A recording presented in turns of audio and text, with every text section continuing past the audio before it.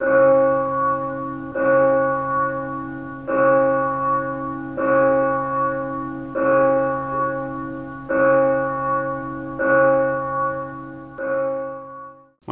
కూడా దేవుని పిల్లలము. దేవుని పిల్లలముగా దేవుడు మనల్ని సరిగా చూసుకుంటున్నాడా లేదా అనేది మొట్టమొదట ఆలోచిద్దాం. ఆయన మనల్ని సరిగా చూసుకుంటున్నాడు, మన ఎడల ఆయన సరైన రీతిలో వ్యవహరిస్తూ ఉన్నాడు అని బైబిల్ గ్రంథం చెప్తూ ఉంది మనకి. మన పరిశుద్ధ గ్రంథం మనకు తెలియజేసేది ఏంటంటే, మొట్టమొదటిగా మనం విమోచించబడ్డామండి. అది దేవుని కృప. పాప జీవితం నుంచి బయటపడి విమోచించబడ్డామంటే అది లోకంలో ఎవరికి లేకపోతే చాలామందికి లేనటువంటి గొప్ప కృప దేవుడు మనకు అనుగ్రహించాడు. రెండవదిగా మనకు దేవుడు నిత్యజీవం అనుగ్రహించాడు. నిత్యజీవం అంటే సామాన్యమైనది కాదది. ఎల్లప్పుడూ ప్రభువుతో జీవించే జీవితం. అది క్రైస్తవులుగా దేవుడు మనకు అనుగ్రహించాడు. మరి ఒక తండ్రి పిల్లవానికి ఇవ్వగలిగిన గొప్ప బహుమతి కంటే వేరేదేమన్నా ఉందా? ఈ నిత్యజీవం కంటే మరి వేరేది ఏమీ కూడా లేదు. అలాగే మనము నశించిపోయే వారము కాము. అనేక మంది నశించిపోతున్నారు. కానీ మనకి ఇచ్చినటువంటి దేవుడు ఇచ్చినటువంటి ఆధిక్యత ఏంటంటే, మనము నశించిపోయే వారము కాము. అలాగే మనము స్వతంత్రులము. సాతాను బంధకాల నుంచి విడిపించబడ్డాము. మనము స్వతంత్రులము. మనము దేవుని చేత ప్రేమించబడిన వారము. దేవుని ప్రేమ మన ఎడల ఇంకా అధికంగా ఉంది. మనము ఆశీర్వదించబడిన వారము. శారీరకంగా కాకపోవచ్చు, కానీ ఆత్మీయమైనటువంటి ఆశీర్వాదాలు దేవుడు పరలోకమందు మన కొరకు దాచిపెట్టాడు. ప్రస్తుతం ఆశీర్వదిస్తూనే ఉన్నాడు. మనము అభివృద్ధి పొందిన వారము.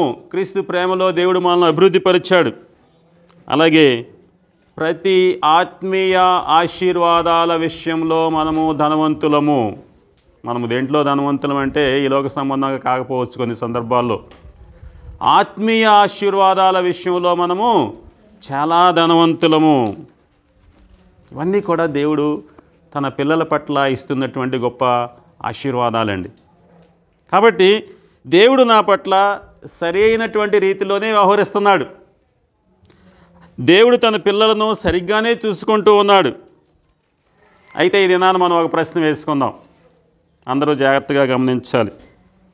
దేవుడు ఇన్ని ఆశీర్వాదాలు నాకు ఇచ్చాడు, దేవుడు నా పట్ల ఎంతగా గొప్పగా చూసుకుంటున్నాడు, మరి దేవుని పట్ల నేను ఎలా ఉన్నాను, నా ప్రవర్తన? దేవుడు నాకు అన్నీ ఇచ్చాడండి. మంచిగా గృహం ఇచ్చాడు, పిల్లల్ని ఇచ్చాడు, వారు చదువుకోవడానికి సహాయం చేస్తున్నాడు, ఇంకా అన్నీ ఉన్నాయి. దేవుడు నాకు ఆత్మీయ అవసరాలు ఇప్పుడు చెప్పినవన్నీ. నేను విమోచించబడ్డాను, నాకు నిత్యజీవం ఉంది, నేను నశించిపోయేవాడిని కాదు, దేవుని ప్రేమ నాయడలో ఉంది, నేను స్వతంత్రుడును, నేను ప్రేమించబడుతూ ఉన్నాను, అలాగే నేను ఆశీర్వదించబడినవాడు, అభివృద్ధి పొందినవాడు, ఆత్మీయ ఆశీర్వాదాలతో నింపబడ్డాను. ఇవన్నీ దేవుడు మనకి ఇస్తున్నాడు. మరి ఇచ్చినందుకు మనం దేవుని ఎడల ఎలా ప్రవర్తిస్తున్నాం, నా ఎడల దేవుని యొక్క వైఖరి ఎలా ఉందో ఈ దినాన నేను ప్రశ్న వేసుకోవాలి. హోషేయ గ్రంథంలో వాక్య భాగాన్ని అందుకే మనం ఈ దినాన మన ఆరాధన కొరకు సహాయంగా చదవటం జరిగింది.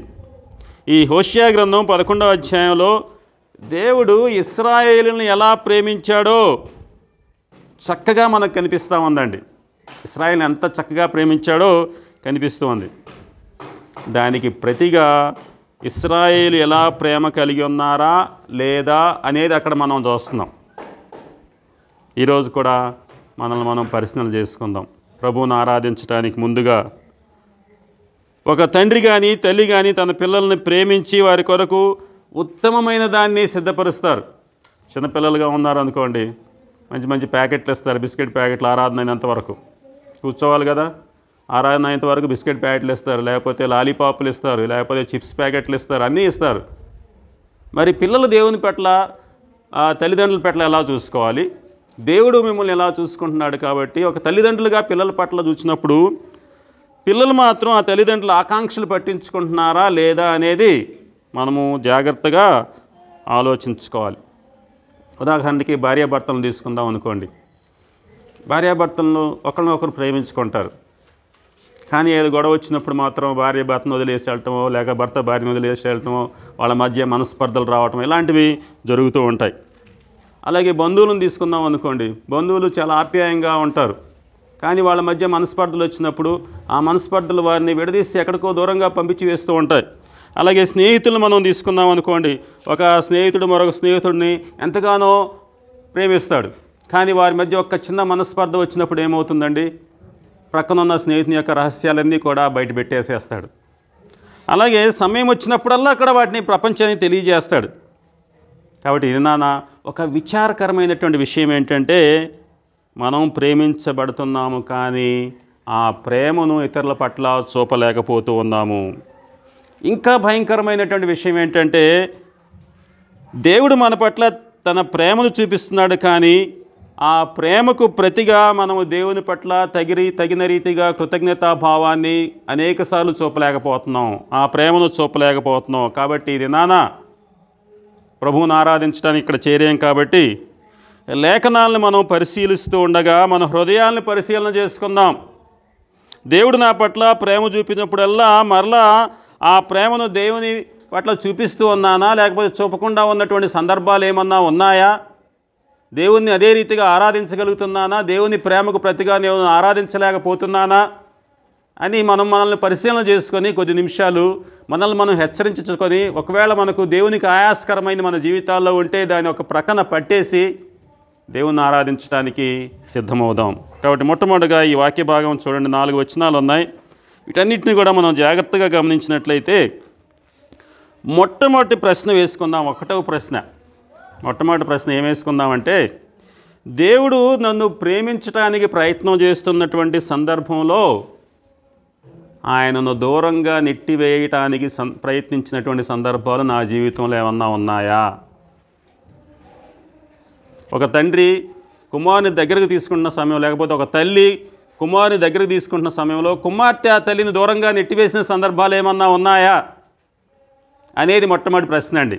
నీ జీవితంలో దేవుడు నిన్ను దగ్గరకు తీసుకుంటున్నటువంటి సందర్భంలో దేవుణ్ణి దూరంగా నెట్టివేసినటువంటి, ఆయనకు దూరంగా వెళ్ళినటువంటి సందర్భాలు ఉన్నాయా అనేది మొట్టమొదటిగా ప్రశ్న వేసుకుందాం. చూడండి, ఇక్కడ 11వ అధ్యాయము హోషేయ గ్రంథం 2వ వచనంలో ఏమన్నా చదవండి. 2వ వచనం, ప్రవక్తలు వారిని పిలిచినను.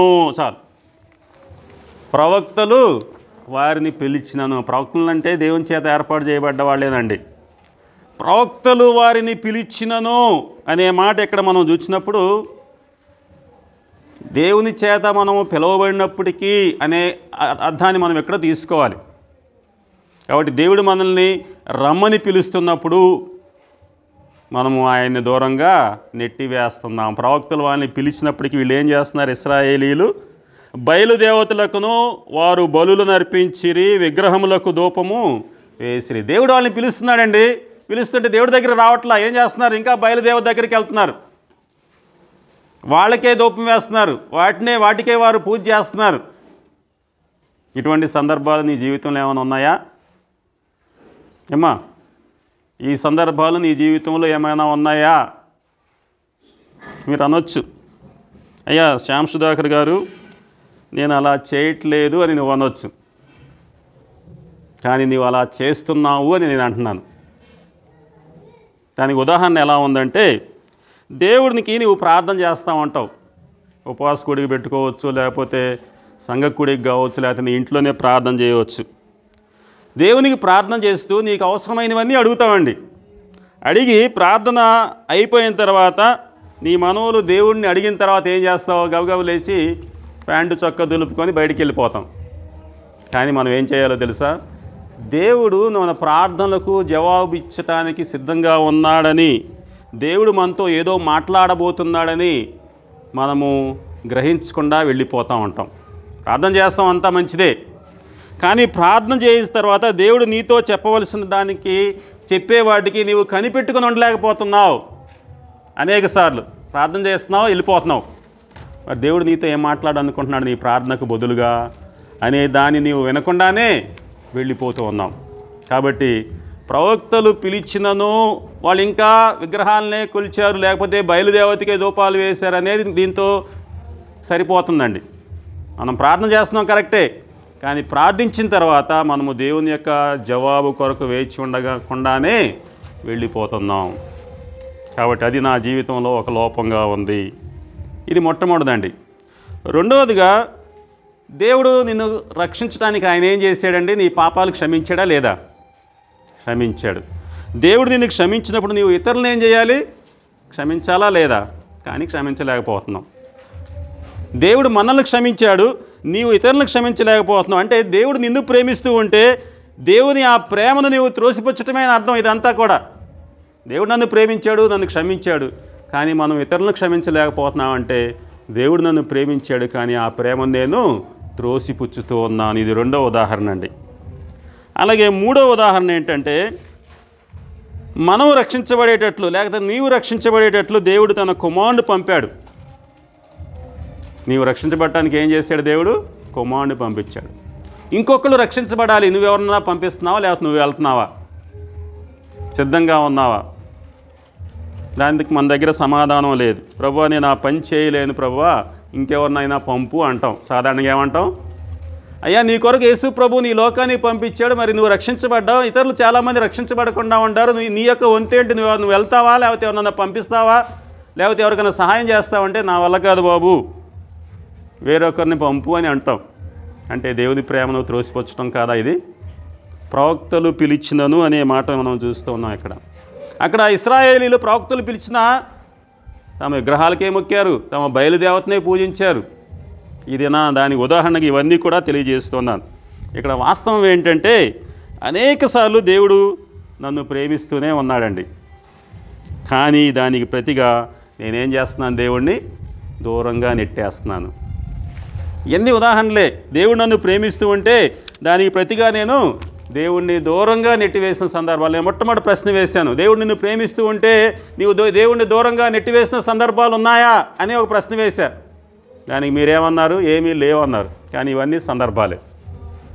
ఇప్పుడు మనం ఆలోచన చేసుకుందాం. దేవుడు నన్ను ప్రేమిస్తున్నాడు, కానీ దేవుని ఆ ప్రేమకు ప్రతిగా నేనేం చేస్తున్నానంటే దేవుడిని నేను దూరంగా నెట్టేస్తున్నాను. కాబట్టి వీటన్నిటిని మనం సరి చేసుకుందాం. ప్రభు యొక్క సమీపంగా మనం ఆరాధనకు సిద్ధమవుతూ ఉండగా మనల్ని మనం సరి చేసుకొని, దేవుడు నా కొరకు నన్ను క్షమించాడు, నేను ఇతరులను క్షమించలేకపోతున్నానేంటి? ఇతరులతో గొడవ పడుతున్నానేంటి?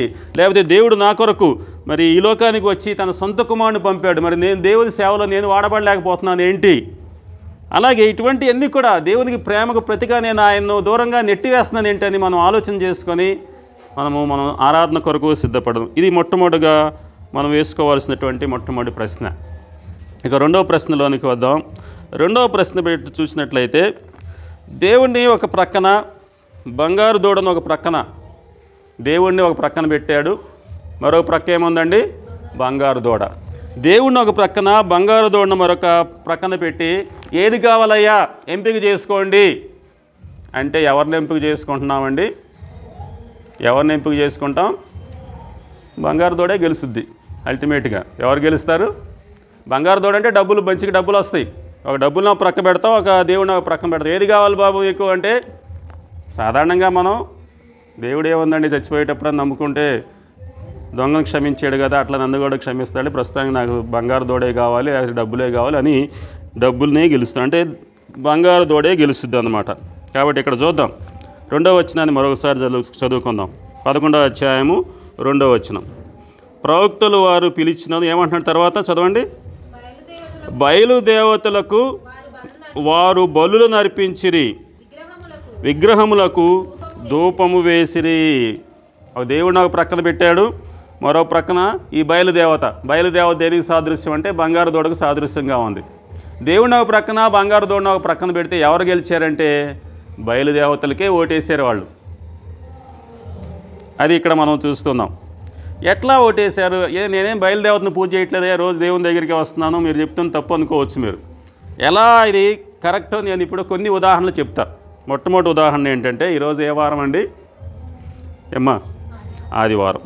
ఈరోజు మనం సాధారణంగా ఆదివారాన్ని విశ్రాంతి దినం కాబట్టి పరిశుద్ధంగా ఆచరించాలి. మరి ఈరోజు మనం పనికి వెళ్ళకూడదు. కానీ కొన్ని సందర్భాలు ఏమవుతుంది, రేపు ఎగ్జామ్ ఉంది, నీకు ఒక రేపు ఎగ్జామ్ ఉంది, ఏం చేస్తావు? ఈరోజు బంక్, అంతే కదా, చదువుకోవాలి పాపం. రేపు ఎగ్జామ్ ఉంది, ఫైనల్ ఎగ్జామ్ ఉంది కాబట్టి ఈరోజు ఏం చేయాలి? చదువుకోవాలి. అట్లాగే ఇంకొక ఆమె ఏం చేస్తుంది? రేపు మంచి వర్క్ ఉంది, ఆఫీసులో ఉద్యోగం చేస్తున్నామని తీసుకుందాం. ఆఫీస్లో మంచి వర్క్ ఉంది, మీ మేనేజర్ ఏం చేశాడంటే రేపు కంపల్సరీగా ఆ వర్క్ని సబ్మిట్ చేయాలి అని చెప్పాడు. కాబట్టి ఆ వర్క్ పూర్తి చేయాలి. కాబట్టి ఏం చేస్తాం, ఈరోజు ఆదివారం మానేసి ఏం చేస్తాం, ఆ వర్క్ను పూర్తి చేస్తాం. కాబట్టి దేవుని మందిరానికి రావటానికి బదులు ఆదివారం మన పని మనం చూసుకుంటాం, మన పనికి మనం వెళతాం. అంటే దేవుడు గెలిచాడా, బంగారు దూడ గెలిచిందా? అల్టిమేట్గా బంగారు దూడే గెలిచింది. కాబట్టి మన పనే గెలుస్తుంది, మనం ఉద్యోగమే గెలుస్తుంది. కాబట్టి ఇది మొట్టమొదటి ఉదాహరణ. దేవునికి బంగారు దూడను ఎంపిక చేసుకునే సందర్భంలో ఎవరు గెలుస్తారో నేను చెప్తున్నాను. మొట్టమొదటిగా ఎలా మనము ఒక ఉదాహరణ చెప్పుకోవచ్చు. అలాగే రెండో ఉదాహరణ ఏంటంటే, ఈరోజు ఆదివారం, శనివారం సాయంత్రం ఏం జరుగుతుందంటే, అరే బాబు ఫ్రెండ్స్ వస్తారు ఇంటికి, ఫ్రెండ్స్ అందరూ వచ్చి రేపు ఆదివారమే కదా, ఆఫీసు లేదు కదా, ఈరోజు కొంచెం పార్టీ చేసుకుందాం బయటికి వెళ్ళేసి అని అంటారు. మనం ఏం చేస్తాం, సరే వెళ్దాంలే అనుకుంటాం. ఆ పార్టీకి వెళ్ళినప్పుడు సాయంత్రం దాకా బాగా లేట్ అవుతుంది, నైట్ బాగా లేట్ అవుతుంది. తెల్లారు లేచిన తర్వాత వాళ్ళతోనే ఉండిపోతాను. నేను వెళ్ళిపోయి ఏం చేస్తాను, పొద్దున్నే రావటం లేట్ అవుతుంది కాబట్టి వాళ్ళతోనే ఉండిపోతాను. తర్వాత రోజు ఉదయం మరి మన స్నేహితులను కూడా మందిరానికి ఆహ్వానిస్తే చాలా బాగుంటుంది. కానీ ఏం చేస్తాం, రాత్రంతా పొద్దుపోయింది కదా అని చెప్పేసి వారితోనే ఉండి వారితోనే ఆదివారం అంతా గడిపేస్తాను. ఎవరు గెలిచారు, దేవుడు గెలిచాడా, బంగారు దూడ గెలిచిందా? బంగారు దూడే గెలిచింది. కాబట్టి ఇటువంటి సందర్భాలు ఏదైనా కూడా మనం చూసుకుంటూ ఉంటాం.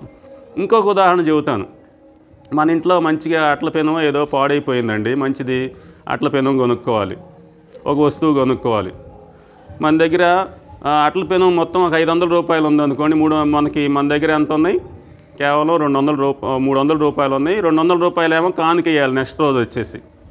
ఆ కానుక కోసం ఒక 200 రూపాయలు పెట్టుకున్నాం, మన దగ్గర 300 ఉన్నాయి. కానీ అట్ల పెనం ఎంత అండి, 500 రూపాయలు. అప్పుడు ఏం చేస్తాం, మనకు అట్ల పెనం కావాలి, కానుకది ఏముందిలే అని చెప్పేసి ఏం చేస్తాం, 500 పెట్టి కొనుక్కుంటాం. ఎవరు గెలిచారు, దేవుడు గెలిచాడా, బంగారు దూడ గెలిచిందా? కాబట్టి ఇది మూడవ ఉదాహరణగా తెలియజేస్తున్నాను. కాబట్టి ఇక్కడ వాస్తవం ఏంటంటే, అనేక సార్లు దేవుని కంటే మనం బంగారు దూడనే ఎంపిక చేసుకుంటూ ఉంటాం. ఇవన్నీ ఉదాహరణలు, మన జీవితంలో ఎప్పుడు జరిగే ఉదాహరణలే. కాబట్టి బంగారు దూడలు మనకు ఎదురైనప్పుడు దేవుణ్ణి ఏం చేస్తున్నాం, మనం పక్కన పెడుతున్నాం, దేవుణ్ణి ఆరాధన చేయలేకపోతున్నాం, దేవునికి ఇవ్వాల్సినటువంటి స్థుతులు ఆయనకు చెల్లించలేకపోతున్నాం. కాబట్టి ఈ రెండవ ప్రశ్న ఈ దినాన్ని మనం వేసుకుందాం. దేవుడిని ఒక ప్రక్క, బంగారు దూడను ఒక ప్రక్క పెట్టినప్పుడు ఎవరిని మనం ఆరాధిస్తున్నాం, ఎవరిని మనం ప్రేమిస్తున్నాం అంటే బంగారు దూడ వైపునే మొగ్గుతూ ఉన్నాం. కాబట్టి ప్రభువుని ఆరాధించడానికి ఈరోజు చేరి ఉండగా మనం ఏం చేస్తున్నామంటే ఒకసారి పరిశీలన చేసుకుందాం. అటువంటి పరిస్థితి ఇక్కడ ఇశ్రాయేలు పరిస్థితి అలానే ఉంది. ప్రవక్తలు వారు పిలిచినను బయలుదేవతలకు వారు బలులు అర్పించిరి, విగ్రహములకు ధూపము వేసిరి. చూసారా, ఇది రెండవదిగా పరిశీలన చేసుకుందాం. ఇక మూడవదిగా చూసినట్లయితే, మూడవది ఏంటంటే, మూడవ ప్రశ్న మనం వేసుకోవాల్సింది ఏంటంటే, నా జీవితంలో దేవుడు చేసినటువంటి గొప్ప పనులకు ఆ ఘనత ఎవరికి నేను చెల్లిస్తూ ఉన్నాను? దేవునికి చెల్లిస్తూ ఉన్నానా, ఇతరులకు చెల్లిస్తూ ఉన్నానా? ఉదాహరణకు నా జీవితంలో ఒక మంచి ఉద్యోగం దేవుడు ఇచ్చాడు అనుకోండి, ఆ ఘనత ఎవరికి చెల్లిస్తున్నాను అనేది నేను ఆలోచన చేసుకోవాలి. చూడండి, 3వ వచనం చదువుకుందాం. హోషేయ గ్రంథం 11వ అధ్యాయం 3వ వచనం. ఎఫ్రాయిమును చెయ్యి పట్టుకొని వానికి నడక నేర్పిన వాడను నేనే, వారిని కౌగలించుకొనిన వాడను నేనే, నేనే వారిని స్వస్థపరిచిన వాడనైనను ఆ సంగతి వారికి మనస్సున పట్టలేదు. కాబట్టి ఈ దినాన మనల్ని మనం పరిశీలన చేసుకుందామండి. మన కుటుంబానికి పెద్దలుగా ఉన్నాం, పురుషులుగా.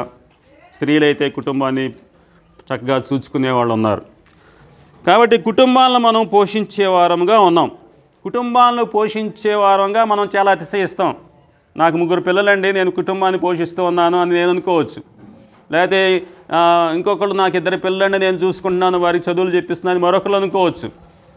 అట్లాగే ఎవరి యొక్క కుటుంబాన్ని బట్టి వారు అతిశయిస్తూ ఉంటారు. కానీ ఇక్కడ ప్రశ్న ఏంటంటే, కుటుంబాలను పోషించే వారంగా మనలను కుటుంబానికి నియమించింది ఎవరు? ఎవరు నియమించారు?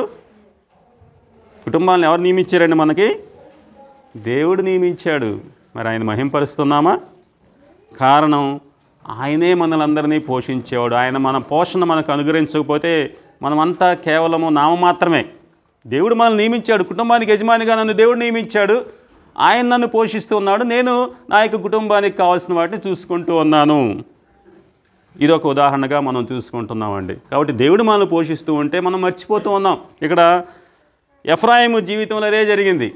ఎఫ్రాయిమును చెయ్యి పట్టుకొని వానికి నడక నేర్పిన వాడని నేనే వాడిని స్వస్థపరిచాను, కానీ ఆ సంగతి అతనికి మనసును పట్టలేదు. మీకు ఒక కుటుంబం ఇచ్చినప్పటికీ కూడా ఆ కుటుంబానికి కావలసిన అన్నిటినీ సమకూర్చే వ్యక్తి దేవుడుగా ఉన్నాడు, ఆయన మర్చిపోతూ ఉన్నాం. మరొక ఉదాహరణ చెబుతాను నేను. ఒక కుటుంబం తీసుకోండి, ఆ కుటుంబంలో ఎవరికైనా ఒక వ్యాధి వచ్చింది అనుకోండి, క్యాన్సర్ వచ్చింది అనుకుందాం. ఎవరైనా ఒక కుటుంబంలో క్యాన్సర్ వచ్చి వ్యాధి నయమైన తర్వాత ఆ వ్యాధి నయం చేసినటువంటి డాక్టర్కు ఆ క్రెడిట్ని అంటగడతామా, లేకపోతే పరమ వైద్యుడైనటువంటి మన దేవునికి ఆ క్రెడిట్ అంటగడతామా? ఒకసారి ఆలోచన చేయాలి. నీకోసం ప్రార్థన చేసేవారు ఉన్నారు.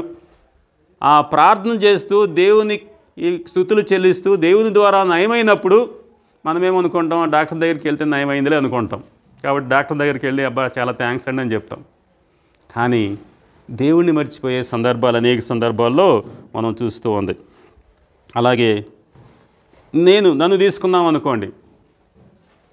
ఇప్పటికీ అనేక చోట్ల నేను ఉద్యోగం చేశానండి. ఇప్పుడు కాలేజీలో ఫ్యాకల్టీగా చేస్తూ ఉన్నాను. మొట్టమొదటిగా నేను నర్సరావుపేటలో చేశాను, తర్వాత ఫిరంగిపురంలో చేశాను, తర్వాత ఖమ్మంలో చేశాను, తర్వాత చిత్తూరులో చేశాను, ఇప్పుడు ఇక్కడ ఇబ్రహీంపట్నం గురునానక్లో చేస్తూ ఉన్నాను. ఈ ఉద్యోగాలన్నింటిలో కూడా దేవుడు నన్ను ప్రేమించి నాకు అనుగ్రహించిన ఉద్యోగం అనేది నాకు ఉంది. సరైన సమయంలో సరైన ప్రదేశంలోకి నడిపించాడు దేవుడు నన్ను. ఒకచోట ఉద్యోగం సరిగా లేదు అనుకున్నట్టు సందర్భంలో ఆ ప్రదేశాన్ని వదిలిపెట్టి ఇంకో ప్రదేశం వెళ్ళటానికి దేవుడు నన్ను నడిపించాడు. కాబట్టి నేనేమనుకుంటాను, ఆ ప్రదేశంలో అక్కడ ఉద్యోగం పోతున్న సందర్భంలో నేను తెలివిగా అక్కడ నుంచి వదిలేసి ఇక్కడికి వచ్చిన నా తెలివితేటను నేను నమ్ముకుంటానా, లేకపోతే నన్ను ఆ రీతిగా సరైన స్థానంలోనికి నడిపించినటువంటి దేవుని స్తుతిస్తానా అనేది నేను ఆలోచించుకోవాలి. పలానా ప్రదేశంలో పరిస్థితులు బాగలేవండి, అందుకని నేను తెలివిగా ఏం చేశానంటే అవి వదిలిపెట్టేసానని మనల్ని మనం ఘనత పెట్టుకుంటూ ఉంటాం చాలా సందర్భాల్లో. కానీ అటువంటి పరిస్థితుల్లో మనల్ని కాపాడుతూ సరైన ప్రదేశానికి నడిపిస్తూ ఉన్నటువంటి దేవునికి స్తుతులు ఘనత చెల్లిస్తున్నామా లేదా అనేది నేను పరిశీలన చేసుకోవాలి. కొన్ని నిమిషాల క్రితం ఒక ఆటోలో పోతున్నాం అనుకోండి. ఆటో ఎక్కాము, చివరికి ఏదో కాల్ వచ్చింది, ఫోన్ కాల్ వచ్చింది. వెంటనే దిగేసి ఇంటికి వెళ్ళి ఏదో బ్యాగ్ మర్చిపోయాం కాబట్టి ఆటో గబక్కని దిగేసి ఇంటికి వెళ్ళాం. ఇంటికి వెళ్ళి బ్యాగ్ తీసుకుని వచ్చేసరికి ఆటోకు పెద్ద యాక్సిడెంట్, లారీ గుద్దేసి ఆటో అంతా నుజ్జు అయిపోయింది. అప్పుడు ఏం చేస్తాం? నేను తెలివిగా ఆటో దిగి వెళ్ళాను కాబట్టి నేను చచ్చిపోలేదు, లేకపోతే నా పని అవుట్ అనుకుంటాం లేదా? కానీ ఆ పరిస్థితులు కల్పించినటువంటి దేవుని స్తుతించడం మర్చిపోతామండి. కాబట్టి ఆ ప్రమాదం నుంచి అదృష్టం, మన అదృష్టాన్ని మనం మురిసిపోతూ ఉంటాం. కానీ ఆ ప్రమాదం నుంచి కాపాడిన దేవునికి ఆ ఘనత చెల్లించడం మర్చిపోతూ ఉంటాం అనేక సందర్భాల్లో. ఇటువంటివన్నీ ఉదాహరణలు చెప్తున్నాను మీకు. ఇటువంటి కార్యాలు ఇంకా దేవుడు అనేకమైనవి నా జీవితంలో చేస్తూ ఉన్నాడు. కాబట్టి మనం ఏం చేయాలంటే దేవునికి స్తుతులు చెల్లించాలి. ఇక్కడ అదే హోషేయ గ్రంథంలో చూస్తూ ఉన్నాం. ఎఫ్రాయిమును చెయ్యి పట్టుకొని వానికి నడక నేర్పినవాడు నేనే, వారిని కౌగిలించుకున్నవాడు నేనే వారిని స్వస్థపరిచాను, అయినను ఆ సంగతి వారికి మనసును పట్టలేదు. ఈ దినాన అనేకమైన మేళ్ళు నీ జీవితంలో చేస్తున్నాడండి, నా జీవితంలో చేస్తున్నాడు. కానీ ఆ మేలును మనం ఏమనుకుంటున్నామంటే నా అదృష్టం వలన కలిగినాయి అనుకుంటాం, లేకపోతే నా యొక్క టాలెంట్ వలన కలిగినాయి అనుకుంటాం. కానీ దేవుణ్ణి మర్చిపోయిన సందర్భాలు అనేకమైన ఉన్నాయని ఈ వాక్య భాగం మనకు జ్ఞాపకం చేస్తూ ఉంది. కాబట్టి ఇదేనా వాటిని మనం ఒకసారి పరిశీలన చేసుకొని ప్రభువును ఇంకా ఎక్కువగా ఆరాధించగలిగేటట్లుగా మనల్ని మనం ప్రోత్సహించుకుందాం. ఇక చివరిదిగా 4వదిగా చూసినట్లయితే 4వ ప్రశ్న ఏంటంటే, క్రీస్తుని ఇప్పుడు మనం కలిగి ఉన్నామండి. ఒకప్పుడు క్రీస్తు లేకుండా ఉన్నాం. క్రీస్తును కలిగి ఉండకుండా ఉన్నప్పటికంటే క్రీస్తును కలిగి ఉండటం ద్వారా మనం పొందే గొప్ప జీవితాన్ని నీవు నిజంగా అర్థం చేసుకుంటున్నావా లేదా? ఇక్కడ 2 సన్నివేశాలు మీకు తెలియజేస్తున్నాను. గతంలో క్రీస్తు లేకుండా కొంతకాలం ఉన్నాం, ఇప్పుడు క్రీస్తును కలిగి జీవిస్తూ ఉన్నాం. క్రీస్తు లేకుండా ఉన్నప్పటికంటే క్రీస్తును కలిగి ఉన్నప్పుడు మనం పొందుతున్నటువంటి గొప్ప జీవితాన్ని మనం అర్థం చేసుకున్నామా లేదా అనేది 4వ ప్రశ్న. దానికి సహాయకరంగా 4వ వచనాన్ని చదువుకుందాం. హోషేయ గ్రంథం 11వ అధ్యాయం 4వ వచనం. ఒకడు మనుష్యులను తోడుకొని పోవునట్లుగా స్నేహబంధములతో నేను వారిని బంధించి ఆకర్షించి తీసినట్లు తీసి వారి ఎదుట భోజనము పెట్టి చాలు. కాబట్టి ఇది నా జీవితం అనేకమైన సమస్యలు ఉన్నాయండి. జాగ్రత్తగా మనం ఆలోచన చేద్దాం. నేను క్రైస్తవునిగా ఉన్నాను, నా జీవితం అనేకమైన సమస్యలు ఉన్నాయి. కానీ క్రీస్తును లేకుండా జీవించిన సందర్భంలో నా జీవితం ఎలా ఉంది, క్రీస్తును కలిగి జీవిస్తున్నటువంటి ప్రస్తుతం జీవితం ఎలా ఉంది, అది ఇంకా మంచిగా ఉందా లేదా అని నేను ఆలోచన చేసుకోవాలి. మొట్టమొదటగా ఈ విషయాన్ని గురించి నేను ఒక నిర్ణయానికి రావాలి. ఒకవేళ నా వివాహ జీవితం తీసుకున్నాం అనుకోండి, నా భార్య నేను దేవుడు నన్ను జతపరిచి ఉండకపోతే ఇది నాకు 3 పిల్లలు ఉండేవారు కాదు, ఆ పిల్లలు మంచి పొజిషన్లో ఉండేవారు కాదు, వారి ద్వారా దేవుడు నాకు సంతోషాన్ని అనుగ్రహించేవాడు కాదు. అంటే క్రీస్తు మమ్మల్ని జతపరిచాడు కాబట్టే మా కుటుంబం ఈ దినాన దేవునికి స్తుతులు చెల్లించగలుగుతామని. కాబట్టి అలా చేయగలిగినందుకు నేను దేవుని ఇంకా ఎక్కువగా స్తుతించాలా లేదా అనేది నేను ఆలోచన చేయాలి. అలాగే మరొక వ్యక్తిని తీసుకుందాం అనుకోండి. ఒక త్రాగుబోతుగా ఉంటాడు క్రీస్తు లేకుండా ఉన్నటువంటి సమయంలో. అతన్ని దేవుడు పట్టుకొని మార్చాడు. క్రీస్తు లేకుండా బహుశా నీ జీవితం కూడా త్రాగుబోతుగా ఉండేదేమో, ఒక దొంగగా మారేవాడేమో. ఎందుకంటే క్రీస్తును కలిగి ఉండక ముందు నీవు అటువంటి జీవితాన్ని జీవిస్తూ ఉన్నావు. దేవుడు నిన్ను ఆశ్చర్యకరంగా మార్చాడు. కాబట్టి ఆయన ఎరిగి ఉండటం వలన అటువంటి మద్యపానాన్ని మానివేశావు, దొంగతనాన్ని మానివేశావు. ఇప్పుడు ఒక గొప్ప క్రైస్తవునిగా ఈ దినాన జీవించగలుగుతున్నావంటే నీ జీవితానికి క్రీస్తు ఎంత గొప్ప మేలు చేశాడో నీవు ఆలోచన చేయాలి. క్రీస్తు లేకుండా ఉంటే మందిరంలో లేకుండా ఎక్కడో పేకాట ఆడుతూ ఉండేవాడివి, లేకపోతే మద్యపానం చేయిస్తూ ఉండేవాడివి, లేకపోతే బహుశా ఒక వ్యాపారం చేసుకుంటూ దుర్వ్యాపారం చేస్తూ ఉండేవాడివి. యేసుక్రీస్తును కలిగి ఉన్న కారణంగా ఇప్పుడు ప్రజల కొరకు జీవించే మనిషిగా ఉన్నావని నీవు సంతోషపడాలి. కాబట్టి నీ జీవితంలో క్రీస్తుని కలిగి ఉండటం ద్వారా నీ జీవితం ఎంత మంచి పరిస్థితిలోనికి వచ్చిందో నీవు నిజంగా ఈ దినాన అర్థం చేసుకుంటున్నావా? అది మనం ఈ దినాన ప్రాముఖ్యంగా మనము ఆలోచన చేయాలి. అదే ఇక్కడ ఒకడు మనుష్యులను తోడుకొని పోవునట్లుగా స్నేహబంధములతో నేను వారిని బంధించి ఆకర్షించి తిని, ఒకడు పశువుల మీద కాడిని తీసివేసినట్లు నేను వారి కాడిని తీసివేసి వారి ఎదుట భోజనం పెట్టి తిని. మన జీవితాలు ప్రభువు చేసినటువంటి మేలులను ఇక్కడ మనం చూస్తూ ఉన్నాం. కాబట్టి ఈ దినాన మనల్ని మనం పరిశీలన చేసుకుందాం. ప్రభువును ఆరాధించడానికి సిద్ధమవుతూ ఉండగా దేవుడు మన అనేక సందర్భాల్లో తన ప్రేమను మన పట్ల చూపిస్తుంటే ప్రభువును మనం ఇంకా దూరంగా నెట్టివేసినటువంటి సందర్భాలు అనేకమైనవి ఇంకా ఉన్నాయా లేదా అని పరిశీలన చేసుకుందాం. మొట్టమొదటిగా నేను జ్ఞాపకం చేశాను. అలాగే ఒక దేవుణ్ణి బంగారు దూడను పెట్టినప్పుడు దేవుడు గెలుస్తుందా బంగారు దూడ గెలుస్తుందా అనేది నీ జీవితంలో పరిశీలన చేసుకోమని మనం రెండవదిగా చూసాం. అలాగే దేవుడు నా యొక్క జీవితంలో నీ యొక్క జీవితంలో చేసినటువంటి గొప్ప పనుల ఘనతను ఇతరులకు అంటగడుతున్నావా, దేవుణ్ణి మహింపరుస్తున్నావా, దేవుణ్ణి ఆరాధిస్తున్నావా అనేది మూడవదిగా చూశాను.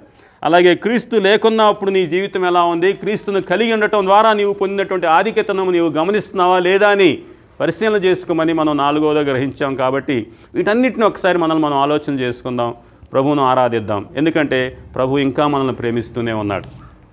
ఆనాడు ఇశ్రాయేలు ప్రజలను ఏ రీతిగా ప్రేమించాడో, బాలుడుగా ఉండగానే వారిని ప్రేమించాడు. అలాగే అతని చెయ్యి పట్టుకొని, ఎఫ్రాయిము చెయ్యి పట్టుకొని నడక నేర్పింది ఆయనే, కౌగిలించుకుంది ఆయనే, స్వస్థపరిచింది ఆయనే.